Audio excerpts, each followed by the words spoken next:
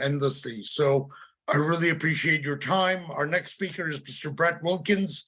Brett has been doing these events with me for the past 10 years, Brett. Nice to have you with us from Common Dreams.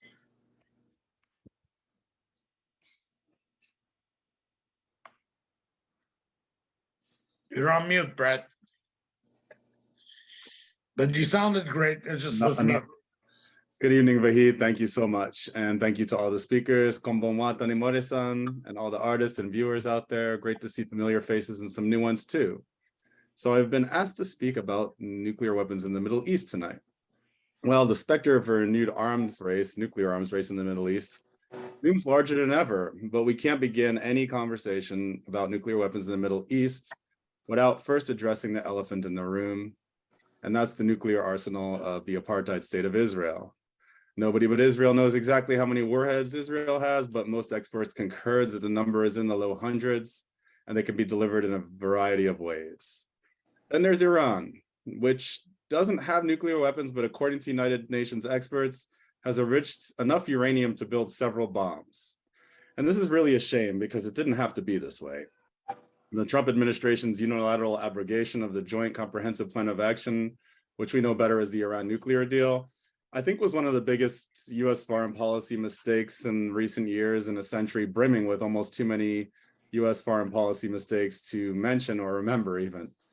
But suffice to say, the deal, which even the Trump administration admitted that Tehran was in full compliance with, was supported not only by the US and its European allies, but also by Russia and China. It was a remarkable achievement. Well, withdrawing from the deal unshackled Iran to pursue breakout, which means enriching enough uranium to the point where they're on the verge of being able to actually manufacture nuclear weapons. And this, of course, is sparked a vicious cycle. Iran's renewed nuclear activity has prompted Saudi Arabia's Crown Prince, Mohammed bin Salman, who you may know better from the grisly murder and dismemberment of the journalist Jamal Khashoggi, to declare that Saudi Arabia will develop its own nuclear arsenal if Iran successfully tests a nuclear bomb. And this despite Saudi Arabia being a signatory to the landmark Treaty on the Prohibition of Nuclear Weapons, for which the international campaign to abolish nuclear weapons actually won a Nobel Peace Prize.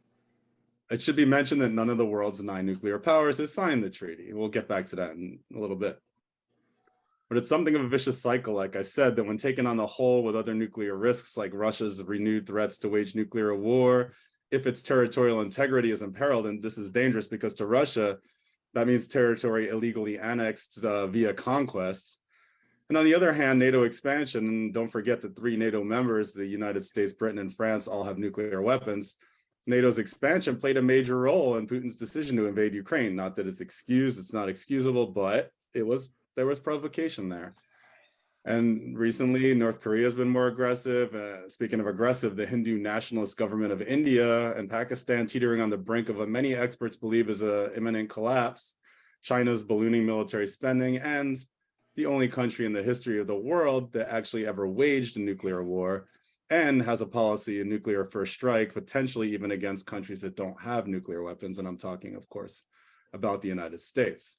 As we recently reported at Common Dreams, based on ICANN's, the International Campaign to Abolish Nuclear Weapons' work, the world's 9 nuclear powers spent over $80 billion on their nuclear arsenals last year, and more than half of that amount was spent by the United States. Broken down by the minute, that's $157,000 per minute on nuclear weapons. $16 billion of that is in new nuclear weapons contracts awarded to private contractors, largely the result of massive lobbying. And so I'm going to move on from the Middle East a little bit and just talk a little bit about what it feels to me to live in this time of renewed nuclear tension. And I'll be 50 years old in a few months. Excuse me, I need some water here. I'm going to be 50 in a few months, and my earliest geopolitical memories, they involved the superpower standoff between the United States and the Soviet Union. And I was fascinated. I was a 9, 10-year-old, fascinated by the brinksmanship and mutually assured destruction. And I was sure that the USSR was hell-bent on attacking or even conquering the US, watching movies like Rambo and Red Dawn. But you know what? I was too young to understand that people in the Soviet Union felt the exact same way about the United States, and with very good reason. At the time, the B Hollywood actor Ronald Reagan was trying to build his Star Wars space-based anti-missile shield, which if anybody knows anything about nuclear deterrence, when you have an invincibility, that's almost that is an offensive weapon. It's not a defensive weapon, because if you're impervious to incoming attack, you can do anything you want. And, 40 years ago, actually this summer and fall was really, for me, the scariest time of my life. You had the Star Wars going on. You had there was a Korean airliner that was shot down with many Americans on board by the Soviet Union. There was the installation of intermediate range nuclear weapons in Germany, the Pershing II missiles. There was a massive US nuclear war simulation called Able Archer that we didn't even know about at the time, but the Russians interpreted it as an actual first strike. And of course, if you were around, you'll remember movies like The Day After, which portrayed the brutal realism of a nuclear attack on the US heartland and its aftermath. And it was the scariest movie to this day that I've ever seen in my life. But you know what? Ronald Reagan saw that movie too. And something really interesting followed. And there was a succession of deaths of Soviet leaders, and that brought Mikhail Gorbachev to power in 1985. But by the following year, Reagan and Gorbachev were sitting down for the first in a series of summits that produced actual treaties that reduced, people gave numbers earlier tonight, but it was a dramatic reduction in the actual arsenals of both the US and Soviet Union. So what we need today, I think, are courageous leaders that are willing to sit down and talk like Reagan and Gorbachev.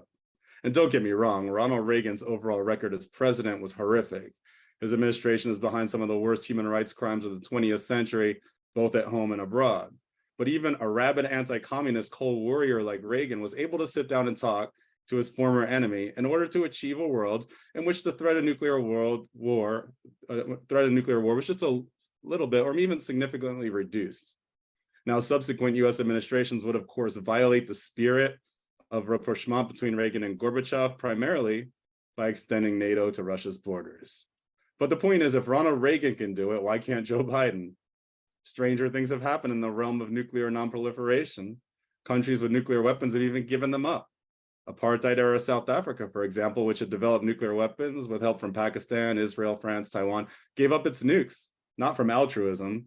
They didn't want Black people having control of the nuclear weapons when apartheid ended, but they still gave them up, as did former Soviet republics, including Ukraine, who gave up Soviet nuclear weapons that were in their countries, although those weapons were actually never quite independent of Moscow's control. But the point is, countries have taken historic steps toward disarmament, and we can do so again, given the right will and leadership. And I believe Francesco was like, where's the leader? Well, the will and leadership is sadly missing at the governmental level, at least in countries where it matters most. I mean, what's the good of a treaty outlawing nuclear weapons if none of the countries that actually have them are willing to sign or ratify it?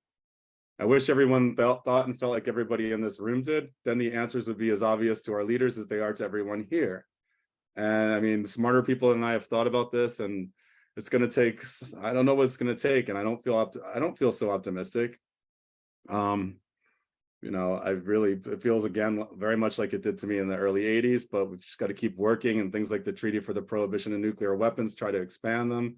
And that's all I can really say about it. And thank you everyone for joining us this evening. Thank you, Vahid. Thank you, everyone.